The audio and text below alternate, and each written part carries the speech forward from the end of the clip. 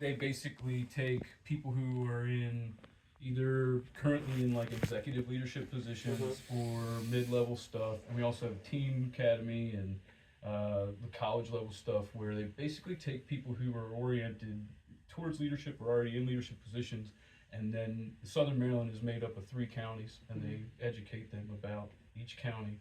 Like just yesterday, I was running a day-long event at MedStar St. Mary's Hospital where we heard from all 3 county community health officers, all 3 presidents of each hospital.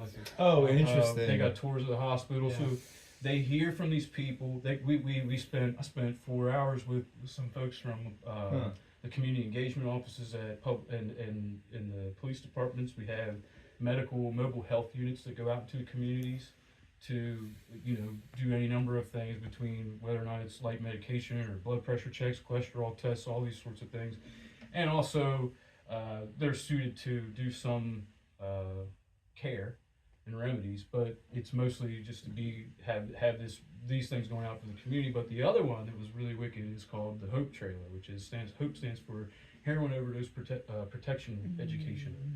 And it's a big ass trailer that's set up like a bedroom to teach and to educate people, like what are all the telltale signs in an overdose setting, or in just a setting where someone's using and you're between, like, they pull out the toilet paper roll and there's syringes in the toilet paper roll that's like you would never know. Just all kinds of stuff to make you aware, and so this is a long way of saying, like, that's one of our many session days that are dedicated to teaching these people who are in sort of pretty privileged situations. Not all of them, like there's everybody from the commanding officer of the Naval Air Station to the executive director of the Battered Women's Shelter, and everything in between. And the idea is that we bring them together, teach them about what's going on in the community, the amenities and the issues, and they leverage their networks and resources to help address these issues in the community. Executives from defense contractors and whatever industries, the energy industries, are in the same room as people who are feeding the hungry and housing the homeless, and so that they can develop better relationships and better share their resources to address some of these issues. So, saving lives. helping. I mean, it's the mycelial network or interstitial tissue of a community, connecting business leaders and whatnot with the community services, whether that's health or like food. Yeah, we have Agriculture Day. We have housing all the execs services and leadership people over there, and then all like the nonprofits and community services over here interfacing, and in a structured fashion with a relatively clear idea of how those relationships empower each other, the community, etc.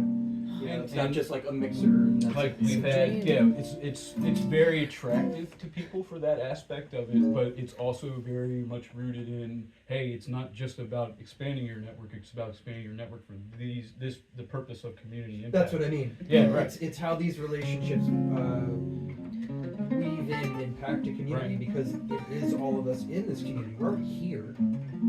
By definition, we're sharing this space. Yeah. How can that work better, be better, by us knowing each other and understanding our roles and what we're all doing? Yeah. So it's a really interesting job. It's a great job. I got the job because the woman who is now the executive director is a woman that when I moved back from Manhattan and produced my first concert series, concert lecture type format. She saw the first one. It was all about, it was under the theme and title and concept of it's called The Spirit of Jazz and Democracy, where the essential elements of jazz, which are mainly what I was trying to focus on, was improvisation and innovation, right? Which isn't necessarily a codified genre or thing. It's just the spirit of that may produce a thing that then gets spun off and codified into a specific type of category with parameters. But perhaps the catalyst for it wasn't necessarily so defined in that way coming about. And so those concepts and their role in helping people to better understand and apply and practice true freedom and democracy. So in the context of mutual listening, open communication, positive interaction towards progress, exploration of different ideas and perspectives, et cetera, and there was a woman there who saw this first concert lecture and said, I love this, I want to help you expand it. I want to get you funding. So we did. We toured. We got our residency. Blah blah blah. That expanded into some more work that was called the Spirit of Innovation and Freedom, which was dealing a lot with the people in Southern Maryland who are mainly of the military community down there. So how do you speak to those people? That was really the thing. Was like, how do I meet these people where they are? If this is my window to be able to serve, how do I use this a back door or whatever it is? But if these people seem to like my stupid smiling face, and I can say something to them about like, be cool, man, then okay, I'll do it. Exactly what you mean. Yeah. Exactly what you mean. So, which led to a position of doing like an artist, an artistic consultant or whatever for a drone incubator, Navy drone incubator.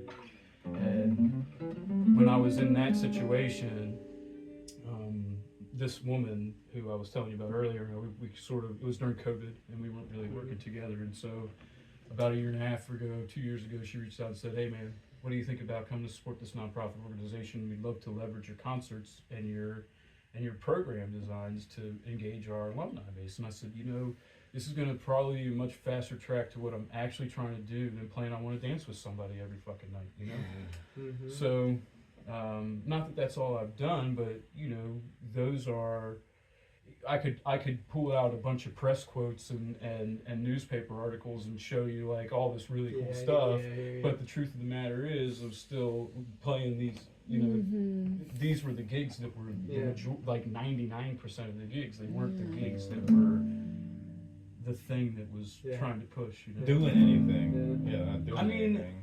I don't want to discount the quality and the value that Top 40, what the conventional stuff can provide. There's a very significant piece that contributes to camaraderie and butt shaking and good time having. It's fair. Yeah, but the That's creativity, legit, right? Like, I'm not trying to take that away from But that's not what you're here for. It's not what I'm here for, and I do believe that there's room for not just this version of things. and inspiring people, because when you make your own music and that becomes more relevant than just the top stuff, then other people are allowed to express themselves too. So it's like modeling expression and creativity. 100%. And these songs are not absolutely the thing that I'm doing that is that vehicle. Right? Like these are songs that I like to play. They're nice. They're amazing. The words carry that same spirit.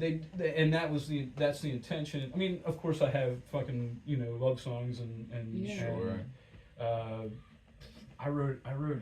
Well, there's still sort of statements. Like I wrote several rock songs when I was sort of involved in that type of thing, that were about like from the villain's perspective of like, hey, I'm telling you, I'm fucking with you right now. It's your job to catch on to this bullshit, people. You know what I mean? If I were here. Oh God. So there was songs that were like that. There were songs that are. It's funny you say that too. That's why pretty much everything I do with groups of people for music is improv. So people can be present with what's flowing for them in the moment. It's like, we can play cover songs, but to be honest, 99% of what we do is just improv, and someone will say I can't play, and I'll just be like, yes, like just grab whatever and make something, and we'll do it. And if the culture was that, we would have more camaraderie that was generating, that we were all participating in. Because like I'm gonna push back a little bit, because I used to say the same thing about cover bands. There's a place for them. It shouldn't be 98% of the spaces. And if we go back to folk music and traditional music, it was songs, but it was improvisational. Everybody could jump in. That's what he's saying. Is all of it. Exactly. I actually feel a little bit of silver lining and you and I have talked about this, about what the potential that AI has to open people back up to the idea that human intelligence is creative intelligence and not recall intelligence, right? Like leave that to the machines. They're really good at it. You're not going to beat. There might be a couple folks, like guy that does the pie out to the 25,000 pigeon. He might be good at that, but like we're not all like that, right? So maybe that is the catalyst that helps us embrace that. Like we get so sort of depressed about the fact that we can't keep up with AI to reproduce things. We'll stop reproducing and make start new shit. And the same thing with like, I saw another lawsuit today against like a Bad Bunny and a bunch of other well-known people that was about like the Robin Thicke blurred lines thing, where they're like, you lifted this and now that's copyrightable, and that was a thing in the air in the artist community that was kind of like, this is bullshit. Like, that's just a drum pattern, or that's just a chord change. Like, we can innovate on that, right? How about no? How about let that be the creation of the individual that created it, even if it could spawn an entire genre. Let that be that. And if you want to be credited with something creative, generate something with different infrastructure. Like, that's exciting, but it's like it's like creating a whole new language. But then when you create a whole new language, there's not really people walking around that understand your language. Does that mean your language is bullshit?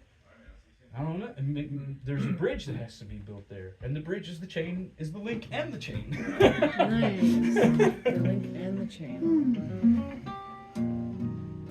So yeah, it's like when I leave here tonight. Yeah, I'm going to go play. Want to dance? But when you come back here, there's Maybe gonna. not that one, but When you come back here, we'll have the whole backyard ready for you at the stage, and you'll be performing your songs. That's right. I'm gonna try and get everyone to pay a ticket or donate or do whatever we can and support real music. And we can record it, and we can start to create that shift. We can create that shift of inspiring people to come forward more with their own flow and their own creativity. We can do. I like what my theme that I like to share with people is like a story and a song. So it's like interviewing musicians for like what music means to them, like what's the bigger picture of the inspiration behind it, and then they play their song.